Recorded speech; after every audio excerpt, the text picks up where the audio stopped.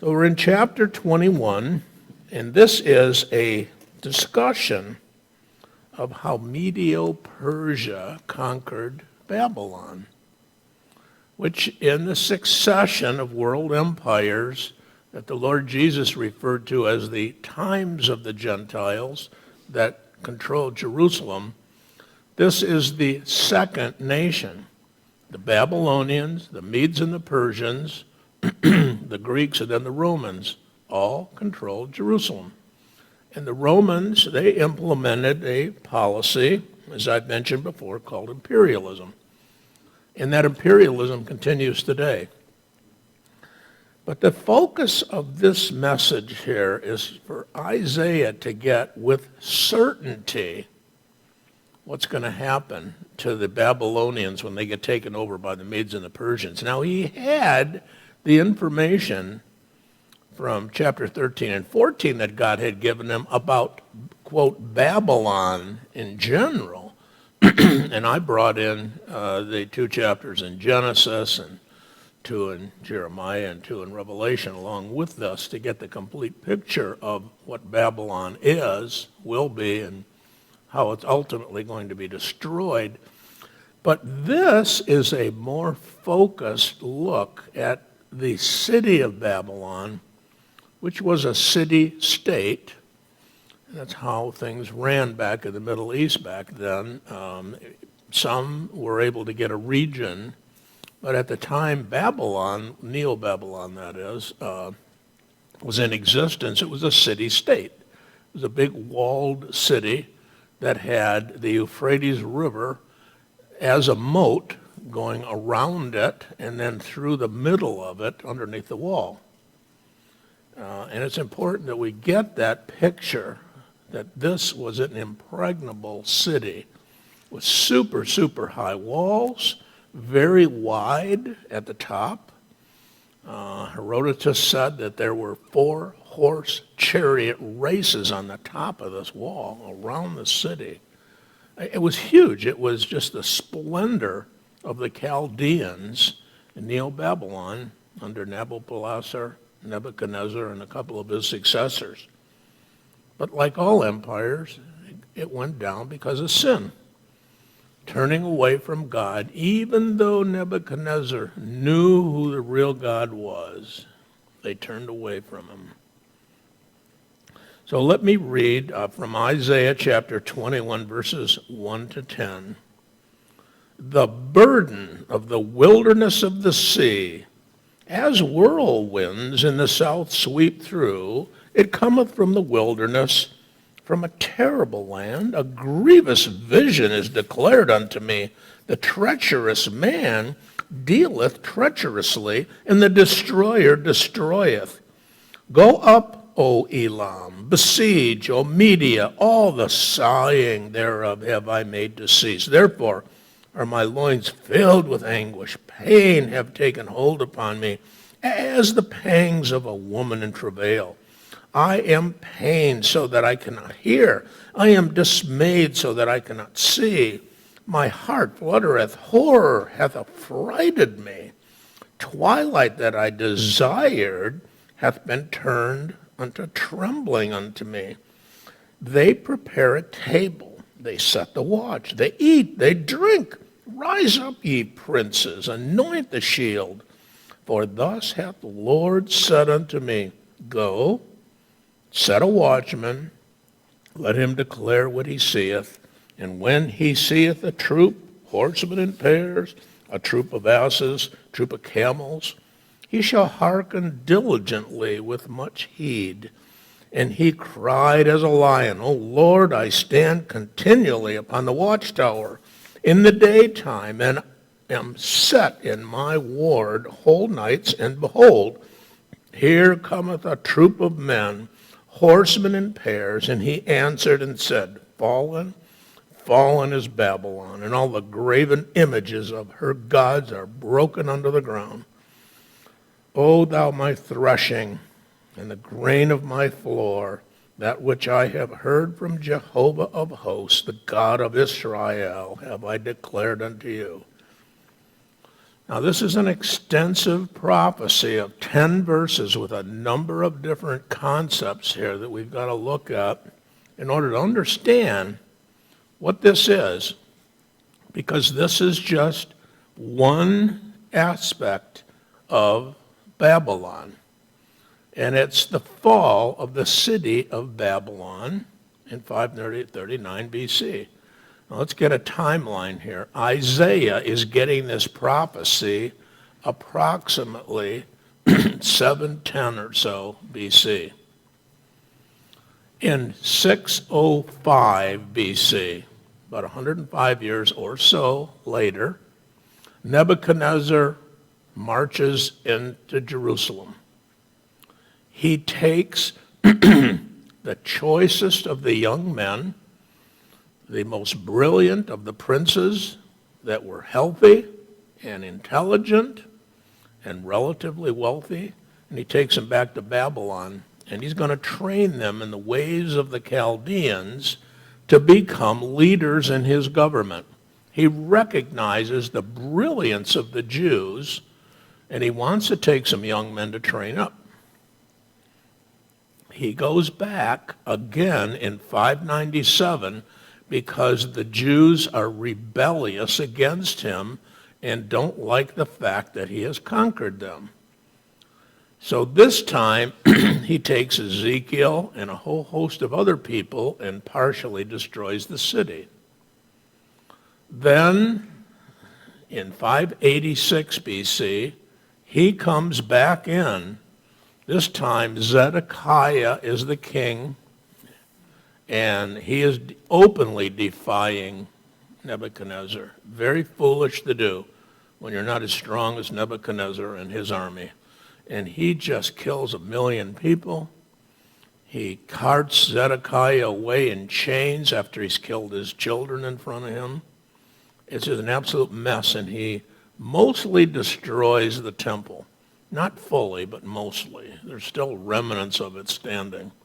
He takes away, in these three invasions, all of the good utensils and candlesticks and showbread. He just takes everything away that has value from the temple. Takes it back to Babylon. And 70 years later, after the captivity that had been prophesied by Jeremiah,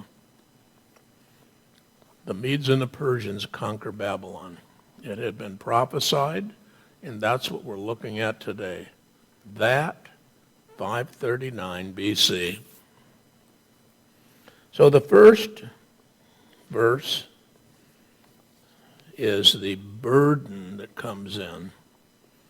That Hebrew word for burden is masa, and we've seen this on a number of different judgments. It's a word that means extremely heavy, threatening, ponderous, very, very, very scary type of word, that something bad is going to happen. It would be similar if we saw a tornado about to set down right in front of us. You know, you see something that scary and you go, whoa. You've ever seen a water spout come off of Lake Michigan? You know what I'm saying. They just rip trees apart and take houses down and all the utility lines. Well, that's the level of the threat that is here. The burden of the wilderness of the sea, as whirlwinds in the south sweep through, it cometh from the wilderness, from a terrible land. Wilderness in the Bible about the Middle East refers to the desert. That's the wilderness. We would think of the wilderness like of the forest or wherever there aren't any houses, but that's not the case there. And the Hebrew word is the midbar. Midbar generally references the south, but also Arabia and over to the east. And there is a desert between Babylon and Persia and Media. It lies west of Media, and this was where God was going to go send the Medes and the Persians to plunder Babylon. The Euphrates River, again, is where Babylon is sited, and that river is huge. Frequently, the rivers in the Mideast, including the Nile and the Tigris, are referred to as seas because they're so big and the volume of water is so great that flows through them.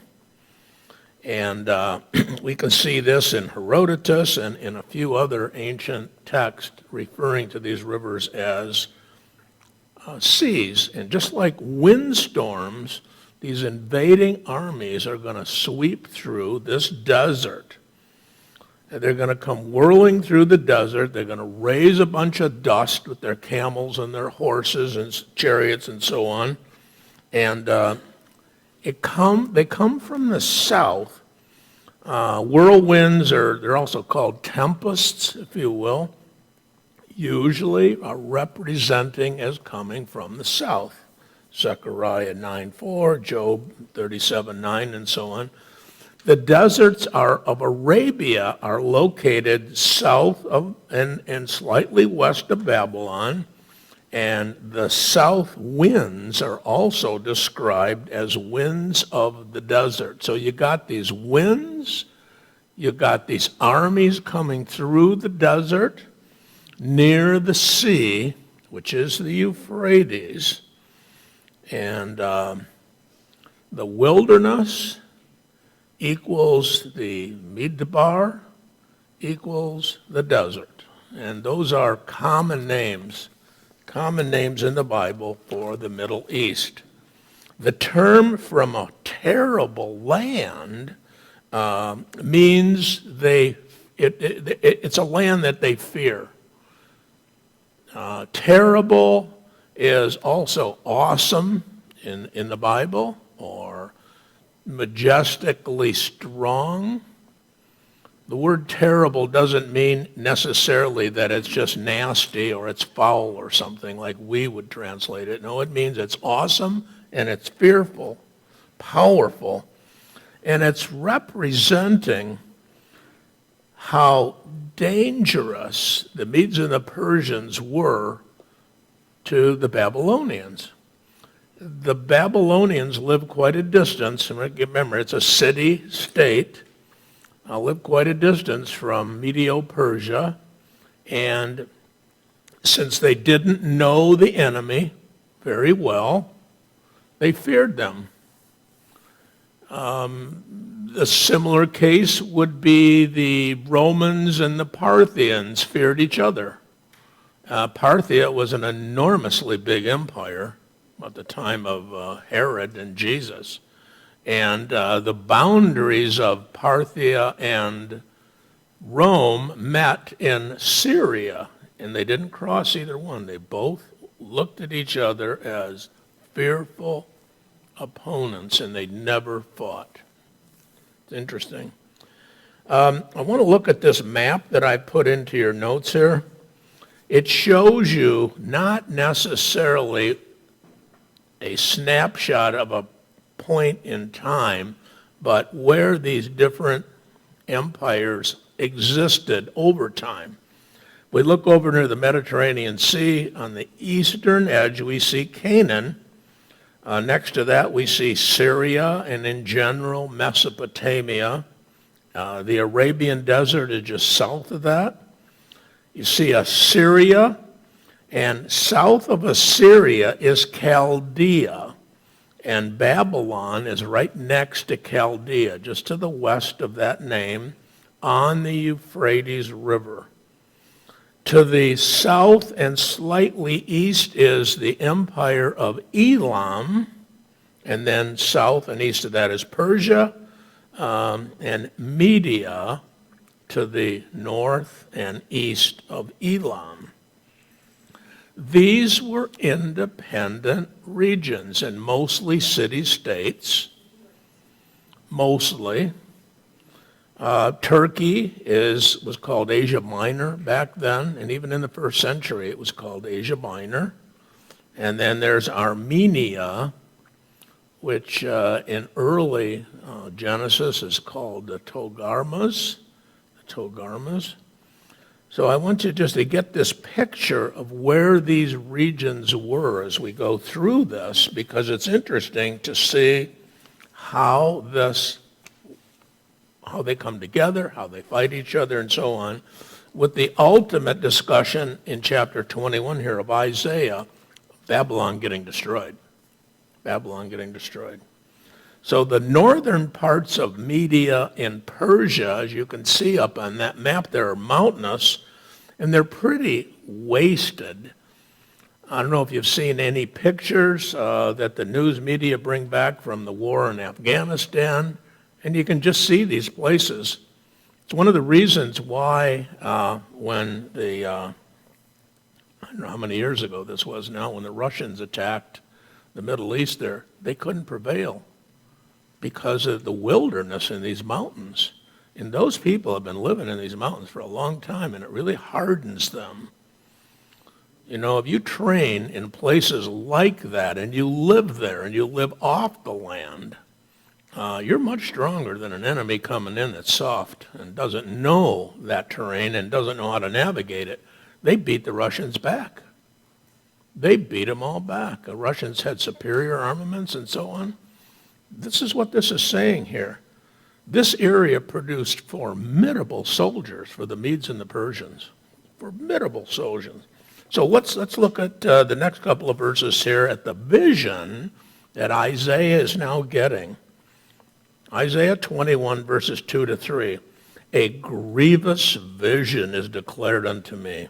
The treacherous man dealeth treacherously, and the destroyer destroyeth. Go up, O Elam, besiege, O Media.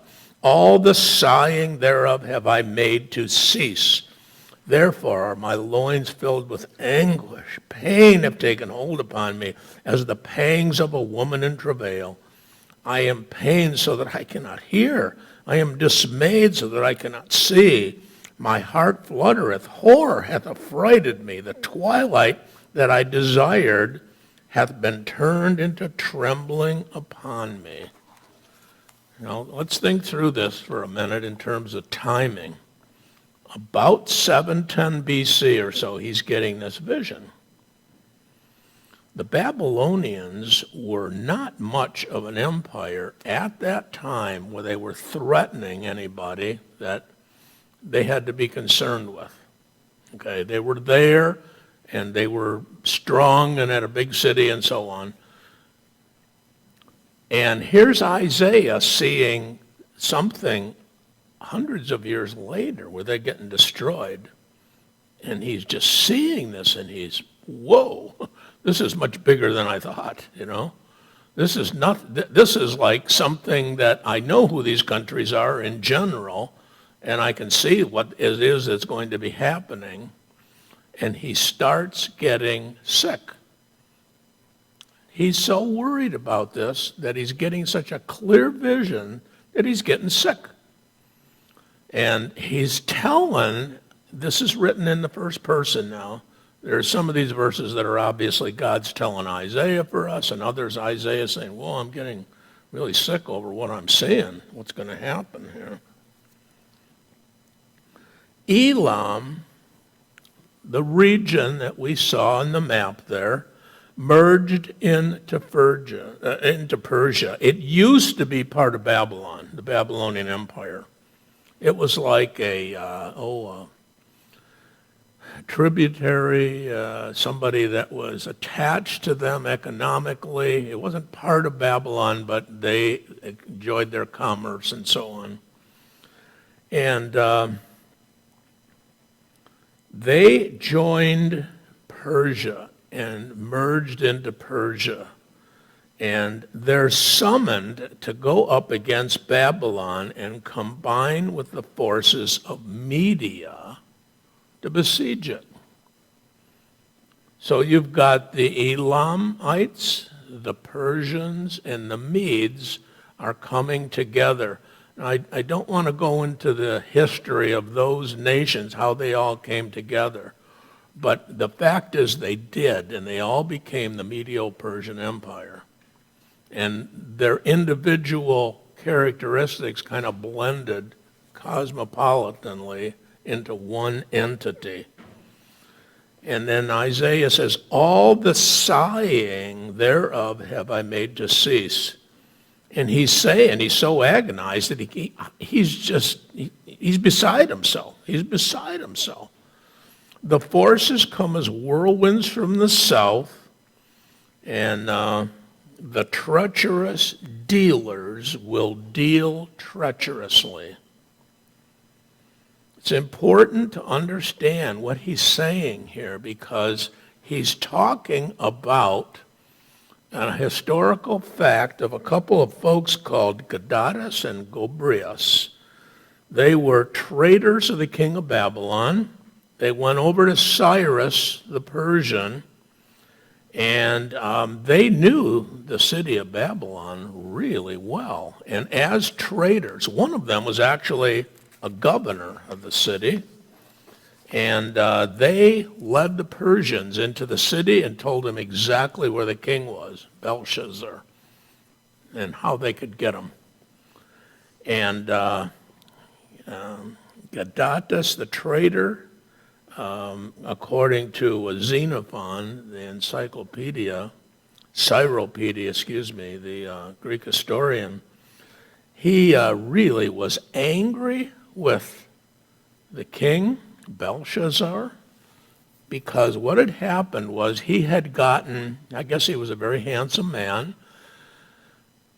and the king had made him a eunuch.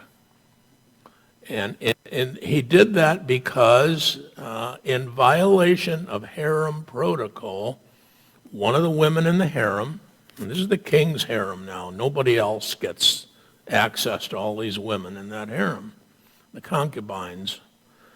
One of the women there had found him attractive, and as soon as the king saw that, he had him turned into a eunuch. Well, that really angered him, and therefore he became a traitor. And Cyrus renamed him Darius. Darius, and it's important that we see that connection because Darius is going to become the next king of Medo-Persia who is in Babylon controlling it. So the text says, therefore, with the help of the treacherous dealers, the spoilers spoiled. And this is basically the reference to Gadatas and Gobryas because they're the ones that led the army in. They were treacherous, they were traitors. And when they arrived, the story is either Belshazzar was killed by the army or by them, but he died. Belshazzar did not survive. It was a relatively, it was a light conflict when the Medes and the Persians took over Babylon. Let's look at Elam for a second here and then go back to that battle. Elam was named from Elam, who was a son of Shem from Genesis 10:22. It's also called Susiana, ancient history, and it was a province of the Babylonian Empire. And as late as the third year that Belshazzar reigned, and we get that from Daniel 8, verses 1 and 2, when the Persian power rose, the people of Elam, as I'd mentioned, they left the Babylonians and they went over to the Persians, merged themselves with them, seeing a more powerful entity to be affiliated with. The smart people in the Middle East during this time of massive conquering from different people groups would look to see where their best politics were and who was strongest. Who's going to give us the most and cause us to survive? And they would go over and affirm allegiance to them. And again, this guy became the Darius of the Medo-Persian Empire. Today it's just a region of southern Iran and part of the Medo-Persian Empire, it was for many, many years, and the statement of who would conquer Babylon are these people, the Medo-Persian Empire. They're using the ancient terms of the Elamites. By this time, they were pretty much merged into Medo-Persia, and they had all become one entity. Well, let's look at the next few verses here about the fall of Babylon. The text says, they prepare the table, they set the watch, they eat, they drink. Rise up, ye princes, anoint the shield, for thus hath the Lord said unto me, go, set a watchman, let him declare what he seeth, and when he seeth a troop, horsemen in pairs, a troop of asses, a troop of camels, he shall hearken diligently with much heed. And he cried as a lion, O Lord, I stand continually upon the watchtower in the daytime, and am set in my ward whole nights. And behold, here cometh a troop of men, horsemen in pairs. That's the traitor. That's the traitor who was governor of some level in Babylon that went over to the Medes and the Persians.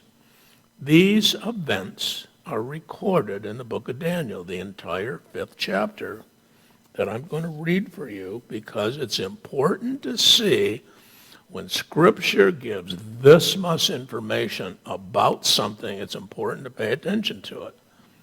The central reason these things happened was because the Babylonians, under Nebuchadnezzar, because Daniel was there as a captive, knew God and turned away from him. The successive leader of Babylon after Nebuchadnezzar, there was one evil Merodach, and then there was Belshazzar. We're going to look at here what Daniel says in this writing. And I'm going to read the entire chapter, so just soak this up and let God just impress this upon you of what he's doing and why he's doing it. Because he doesn't just do these things in the Bible for ancient empires. He does these things to judge sin, those that mock him, defy him, and especially those that have given this knowledge and deny it. Nebuchadnezzar, I believe, became a believer. We're going to see that here in reference in chapter 5 of Daniel. His successor, Belshazzar, could care less. Absolutely could care less. And that's why this whole chapter is written here in Isaiah, that this judgment is taking place. And the text in Daniel chapter 5 reads, Belshazzar the king made a great feast for 1,000 of his lords, and drank wine before the 1,000. Belshazzar, while he tasted the wine, commanded to bring the gold and silver vessels which Nebuchadnezzar his father had taken out of the temple, which was in Jerusalem, that the king and his lords, his wives, and his concubines might drink therefrom. Then they brought the golden vessels that were taken out of the temple of the house of God, which was at Jerusalem, and the king and his lords, his wives, and his concubines drank from them. They drank wine and praised the gods of gold and of silver, brass, iron, and of wood, and of stone. In the same hour came forth the fingers of a man's hand and wrote over against the candlestick upon the plaster of the wall of the king's palace. And the king saw the part of the hand that wrote. Then the king's countenance was changed in him, and his thoughts troubled him, and the joints of his loins were loosed. His knees smote one against another. The king cried aloud to bring in the enchanters, the Chaldeans, and the soothsayers. The king spake and said to the wise men of Babylon, Whosoever shall read this writing and show me the interpretation thereof shall be clothed with purple and have a chain of gold about his neck and shall be the third ruler in the kingdom. Then came in all the king's wise men, but they could not read the writing nor make known to the king the interpretation. Then the king Belshazzar greatly troubled, and his countenance was changed in him, and his lords were perplexed. Now the queen, by reason of the words of the king and his lords, came into the banquet house. The queen spake and said, O king, live forever. Let not thy thoughts trouble thee, nor let thy countenance be changed. There is a man in thy kingdom in whom is the spirit of the holy gods, and in the days of thy father light and understanding and wisdom, like the wisdom of the gods, were found in him. And the king, Nebuchadnezzar thy father, the king, I say, thy father, made him master of the magicians, the enchanters, the Chaldeans, and soothsayers. Forasmuch as an excellent spirit and knowledge and understanding, interpreting of dreams, and showing of dark sentences, and dissolving of doubts were found in the same Daniel, whom the king named Belteshazzar. Now let Daniel be called, and he will show the interpretation. Then was Daniel brought in before the king. The king spake and said unto Daniel, Art thou that Daniel, who art of the children of the captivity of Judah, whom the king my father brought out of Judah? I have heard of thee, that the spirit of the gods is in thee, and that light and understanding and excellent wisdom are found in thee. And now the wise men, the enchanters, have been brought in before me, and that they should read this writing and make known to me the interpretation thereof, but they could not show the interpretation of the thing. But I have heard of thee, that thou canst give interpretation and dissolve doubts. Now, if thou canst read the writing and make known to me the interpretation thereof, thou shalt be clothed with purple and have a chain of gold about thy neck, and shall be the third ruler in the kingdom. Then Daniel answered and said before the king, Let thy gifts be to thyself, and give thy rewards to another. Nevertheless, I will read the writing unto the king, and make known to him the interpretation. O thou king, the most high God gave Nebuchadnezzar thy father the kingdom, and greatness and glory and majesty, and because of the greatness that he gave him, all the peoples, nations, and languages trembled and feared before him. Whom he would be, slew, whom he would, he kept alive, and whom he would, he raised up, and whom he would, he put down.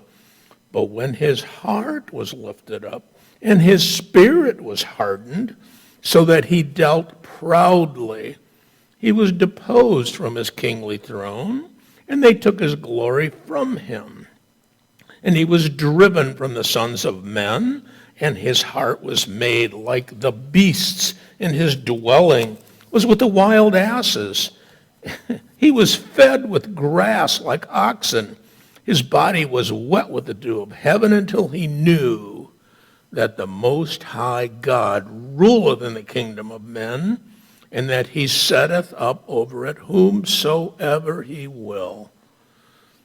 And thou his son, O Belshazzar, hast not humbled thy heart, thou that knewest all this, but hast lifted up thyself against the Lord of heaven.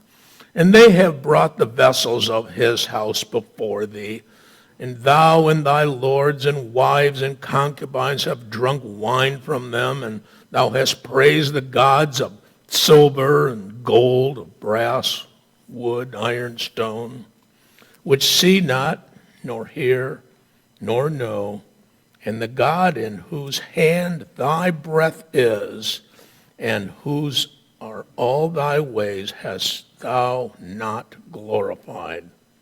Then was the part of the hand sent from before him, and this writing was inscribed.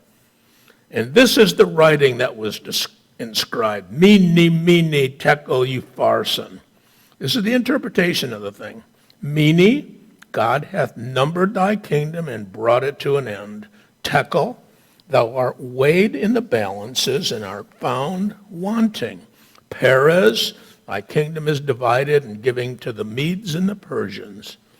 Then commanded Belshazzar, and they clothed Daniel with purple and put a chain of gold around his neck and made proclamation concerning him that he should be the third ruler in the kingdom. In that night, Belshazzar the Chaldean king was slain, and Darius the Mede received the kingdom, being about 62 years old. Daniel in this time was in his mid-70s when he came into the king's orgy, if you will. That's what they were doing. They had this massive orgy going on, and they defied God. They mocked him by using the vessels from the temple for their wild orgy, drunken party. This great feast was taken, these implements were taken about 65 years earlier, and they were just mocking God. So this handwriting appears on the wall, and Belshazzar is overcome with fear. His knees are knocking together. He's got uncontrollable diarrhea. He can't stand. His face is just, that's what it means by his loins were loosed. He needed a diaper. Divine retribution that God brings on people that mock him is serious. You know, we haven't lived in our age to see war on our land. There hasn't been a war on our property here since the Civil War. And there hasn't been a war with another nation since the Revolutionary War. That produces a sense of security and some degree of ignorance of what these wars are like. For people like Jeremiah that's been over in the Middle East and seen some of these things, he got an entirely different view. This is what happened back then. The Medes and the Persians came in to Babylon that very night. Remember, Gobryas, he was a traitor because they made him a eunuch. And he went over to Cyrus and he told him exactly how he could get into the city, where the palace was, where this party was going to be going on, and he let him know all this. What they did was the Medes and the Persians came and they dammed up the Euphrates upstream. And I don't know how they did it because it's a huge river. And it was a moat around the city. And it also went right through the middle of it, and that's where they got their fresh water. Under the wall, of course. And as they dammed it up, the level of the river downstream went down, and they were able to go underneath the walls where the river went into the city. And they conquered the city that very night. Nahum 1, verses 2 to 3 kind of summarizes exactly what all of this means. Jehovah is a jealous God and avengeth. Jehovah avengeth and is full of wrath. Jehovah taketh vengeance on his adversaries, and he reserveth wrath for his enemies. Jehovah is slow to anger and great in power, and will by no means clear the guilty. Jehovah hath his way in the whirlwind and in the storm, and in the clouds are the dust of his feet. The king tried unsuccessfully to have his magicians decipher what was taking place. Just the fact that there's a part of a hand that appears writing in the plaster on the wall is enough to scare anybody. It was written in Aramaic. And they didn't understand it, and they didn't know those words. Daniel knew it because it's similar to Hebrew. He knew it. And he just told him that God, your life is in God's hands because you have failed to honor him. Belshazzar knew what had happened to his father, knew what had happened, understood these things, and just cast it aside.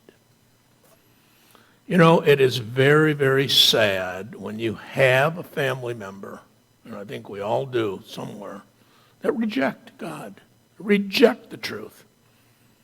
That doesn't mean that they're judgment-free. That means they're right in the line of sight of God's judgment. You can want something for them extremely badly, and they don't want it, and they'll push God away, and there's nothing you can do. God will not make them immune because you're saved. Think through that.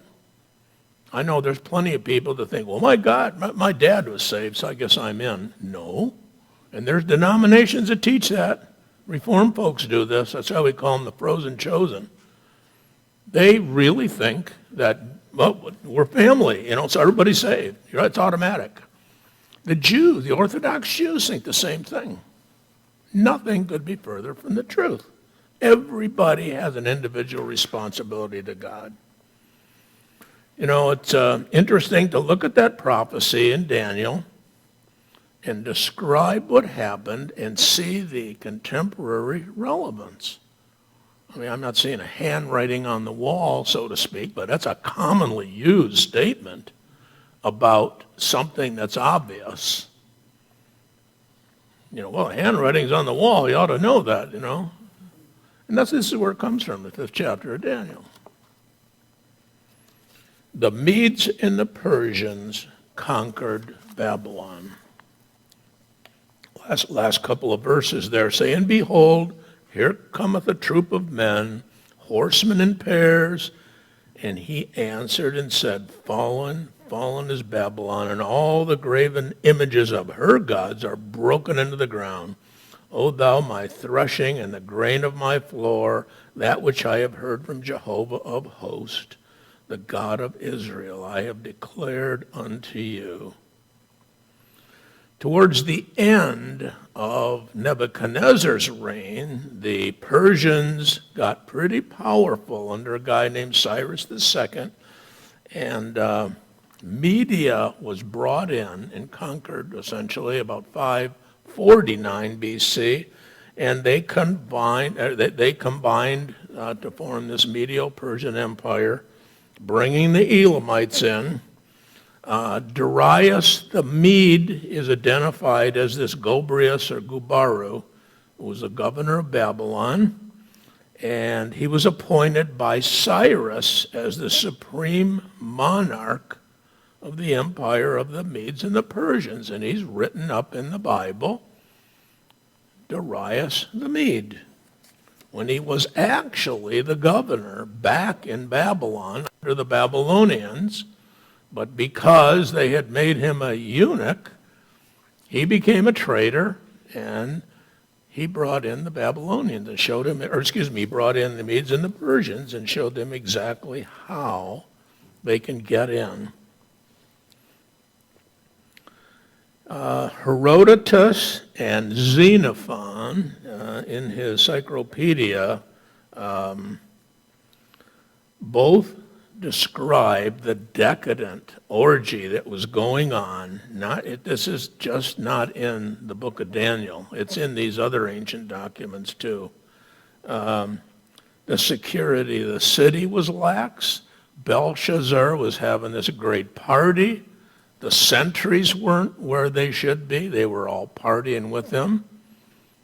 He had 1,000 of his lords in this party, and the concubines and the wives and so on. So they dammed up again the Euphrates River, and they came in underneath it. They didn't have much of a battle, but there was some fighting, but there wasn't a huge battle. It was described here in Isaiah as this threat that was coming. The threat that was coming, and it did come like a whirlwind. The king was killed because of his blind stupidity of turning away from God, knowing better from his father and the prophet Daniel. Let the security of the city get lax and got into some moral and spiritual degradation that caused the downfall of that empire. God judges sin, and that's what he did here. And I know I've said this a lot, don't ever think that we're immune. We just haven't seen anything like this in our time. We have an invasion of sorts coming in from the south. And I'm hearing things now that even in the wall that's getting built, they're taking diamond drills and diamond cutters and they're cutting holes in it to come through. This country has killed millions and millions of unborn babies. And we have legalized sexual deviancy at an unparalleled level. You can only poke your finger in God's eye for so long before he then brings judgment of sorts. I don't know what it's going to be, but you look down there, what's going on the southern border, and that could very well be part of it. Let's pray.